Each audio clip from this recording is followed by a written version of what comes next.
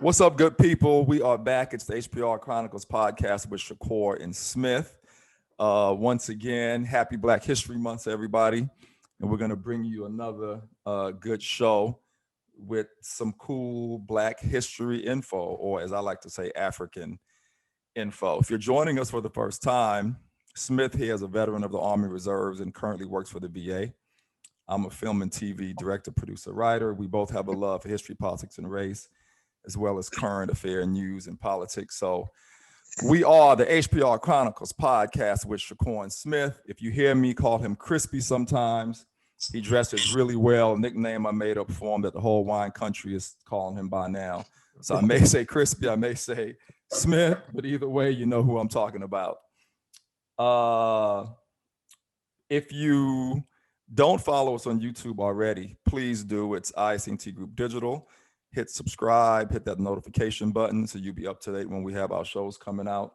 And wherever you are listening, where you get your podcasts, thank you once again. Smith, how are you doing, brother? Are you staying COVID free? It's COVID free still, yes. That's good. That's good. That's really good, man. Like I always say, I'm excited about today's show. This is something Smith brought to my attention.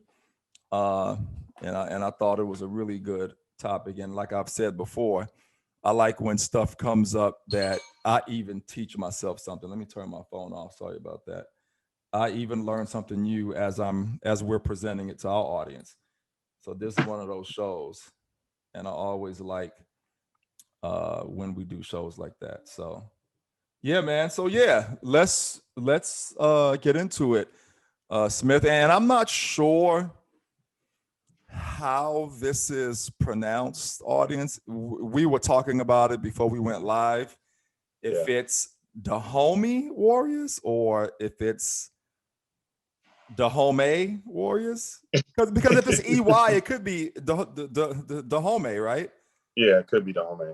It could be Dahomey. Let's just go with Dahomey because it sounds more African. I mean? Let's go with the Dahomey Warriors. And if you don't know what we're talking about, guys and gals, the Dahomey Warriors were a group of African women around, where Benin is currently, that were some of the most feared women in history. And these group of ladies are the ones Black Panther, the movie, modeled their female army after. In case you didn't know, they even copied the wardrobe and the garb and the whole thing. It's really, really cool. And again, I didn't know about these group of women, and today I found out, and we're gonna present it to you guys. And I think today's show we're gonna call it the truth about the Dahomey Warriors, the real Wonder Women. And not taking anything away from Wonder Woman, the show, the movie from back in the day, and the present day movie, but nowhere in history was there a white woman army warrior. So you know what I mean? They had it as a Greek mythology, which is where they say they fashioned Wonder Woman after, but they really were Wonder Women out there, and they were in Africa, and they were called the Dahomey Warriors. Okay. So let's get into it, give you a brief history. And I'll always put the source in. And I think my source for this, if I can go back for 1 second, was I'll tell you guys right now. The source was theculturetrip.com. That's where the source of this. And I'll put that in there so you guys can go back and check it out as well, like I always do. So you ready, Smith? Yep, go ahead. Yeah, so here we go, guys.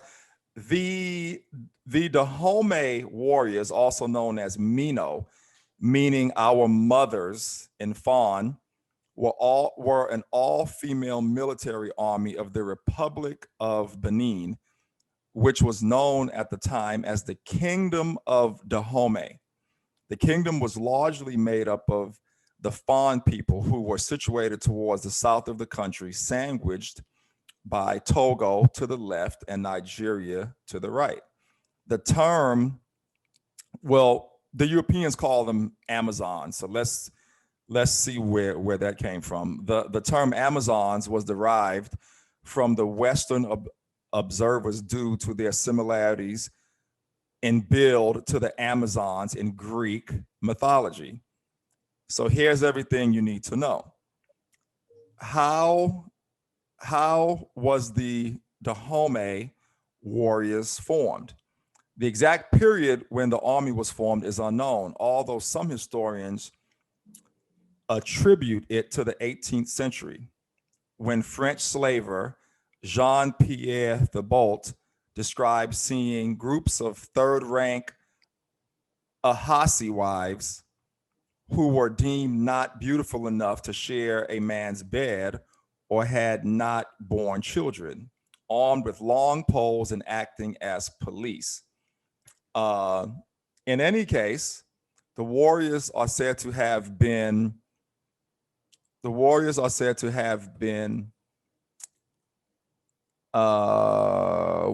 did I lose my place? Do you want me to finish? Or?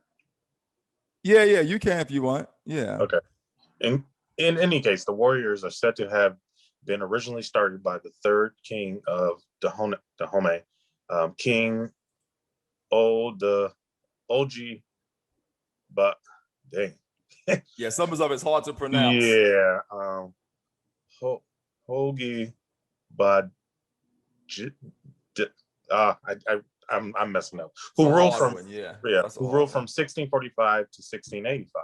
Although these Amazon warriors are said to have been initially made up of hunters known as Geppetto. Yeah. They were later comprised of the Ahosi and slaves from conquest on neighboring villages and tribes. Yeah. By the time of the king's son, King Agaha, who reigned from 1708 to 1732, the Dahomey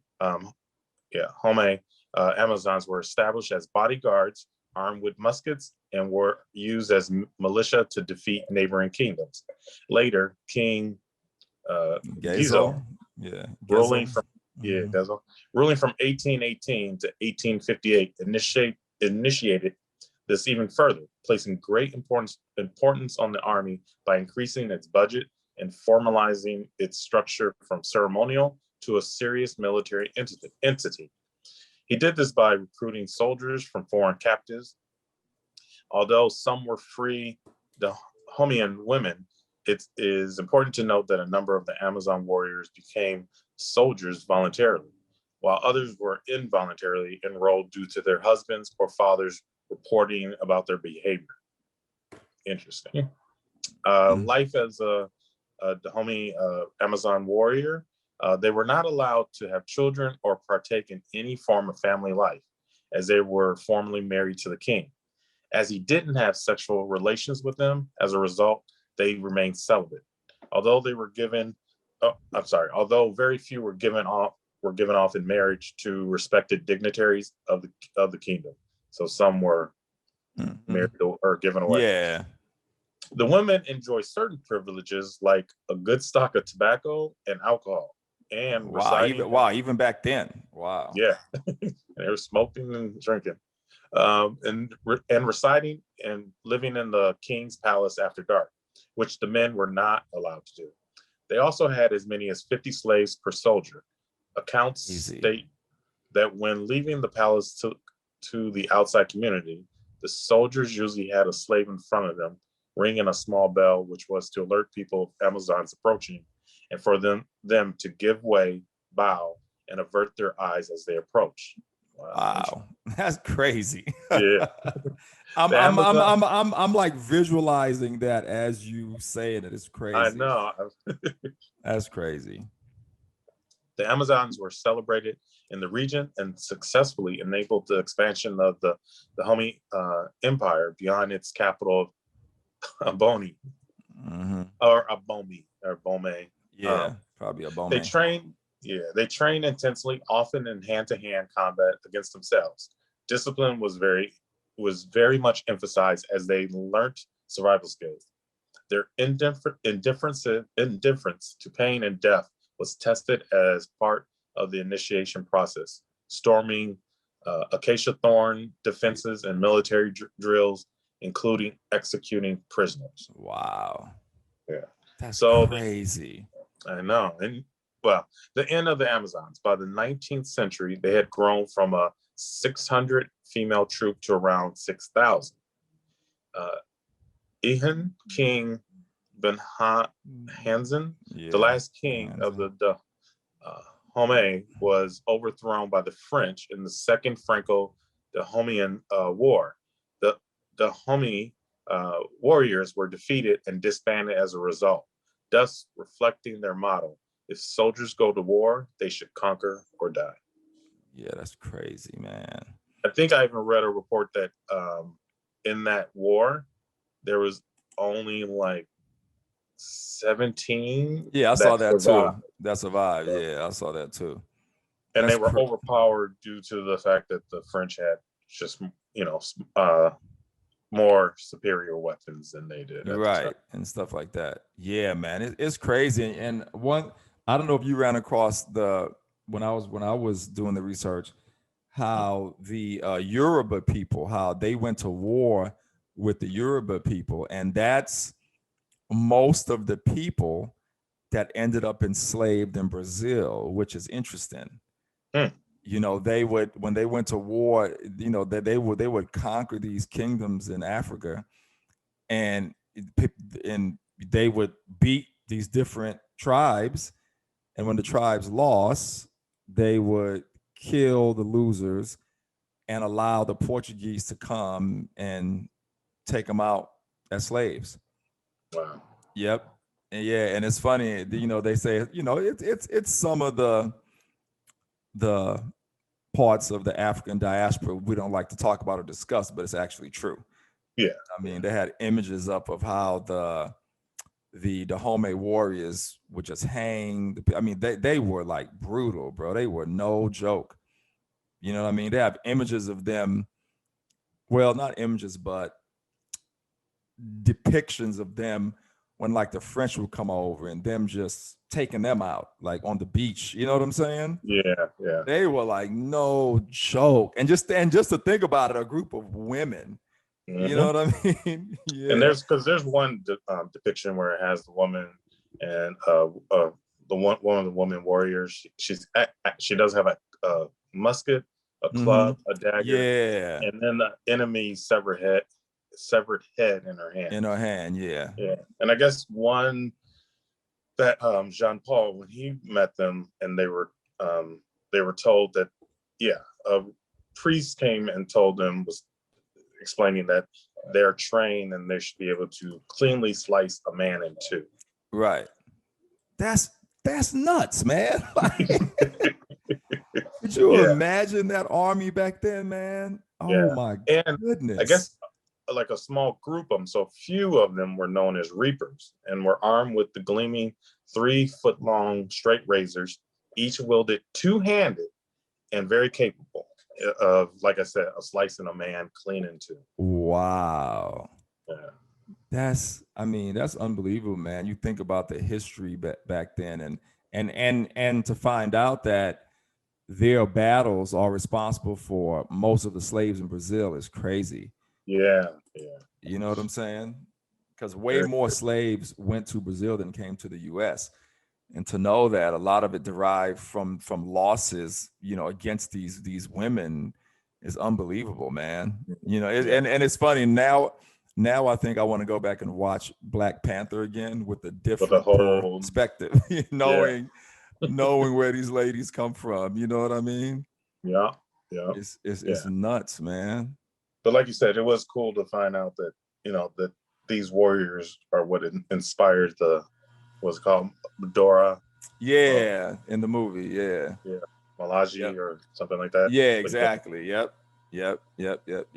Very, very, very interesting, Smith. Like I said, I always like when I learn something new, trying to think if there's anything else I wanted to cover. I wrote a few notes down. Like we said before, we knew it wasn't going to be a long show. Just wanted to give you guys a tad of some American history if you didn't know about the Dahomey warriors. Now you do know. You guys could look them up. Like what I'm going to do, you can maybe go back and watch the Black Panther movie with a different perspective, knowing that these women that they depicted in the movie are actually real. Yeah. And they came from Africa, and they were unstoppable, man. They were stronger than the men. You know what I mean? These African women, unbelievable. So yes, man. Anything you'd like to add before we sign off? No, I think like we did say, it was probably going to be a pretty quick one, but it was, again, something very historic and interesting and important and interesting. Yeah. And even though, they were called Amazons because, again, it kind of referred back to the Greek mythology. Yeah, of the Amazon women. Yeah. And even though I'm pretty sure Wonder Woman was not based, but it's kind of interesting when you look at those movies and think of the idea. It's not too far off either. So no, exactly. The movies based it off of Greek mythology, but they knew this was actually real anyway. You know what I'm trying to say? Yeah. They just weren't white women. So of course they, you know what I mean? Yeah, they were just African women. So yeah, guys, that's our show for today. Thanks for checking in. Thanks for checking in, Smith. Thank you. Don't forget to subscribe on ISNT Group Digital. Happy Black History Month to everybody. Thank you for listening to where you get your podcast. And we'll see you guys soon. I'll put the link in the description, and you guys could look into these warriors and research further. And definitely, if you're of any race, this is something you should explain to your kids, especially the African and the African American girls around the world. They should know that they have descendants that were just warriors that no one could defeat unless they, really came with, like you say, unfair weapons and overpower. You know what I mean? And they were fearless, so they were willing to die for their country. Yeah, fearless to defend their country, or even the invading sometimes. But I remember reading that one of the reasons why they even had the army of women is because it was thought that there wasn't enough men to protect the borders because of the way they were surrounded by those two other Nigeria and can't remember the other one, but because they were sometimes being attacked, they needed to bring women into their military, and that one group they kind of took it. I mean, it's before we go real quick. It sounds to me like they just really trained their asses off. Yes. I mean, mentally, physically, spiritually, everything. Yeah, you're right. I mean, they just trained, man. Talk about some serious training. And it's not like they were big and bulky. Right. From the description, they were all pretty slender. Yeah. They just had skills, So they were taught their asses off. Yeah. Which good. I'm gonna have to do some more digging because I'm curious how, if they kind of explain who did the training, where they get the training. But either way, they were fearless Amazons. Yeah. There you have it, guys. Another good tip for this month. We'll bring you another show next week pertaining to Black history, and we definitely gonna ride this month out and give you guys some new info that you may not have heard before.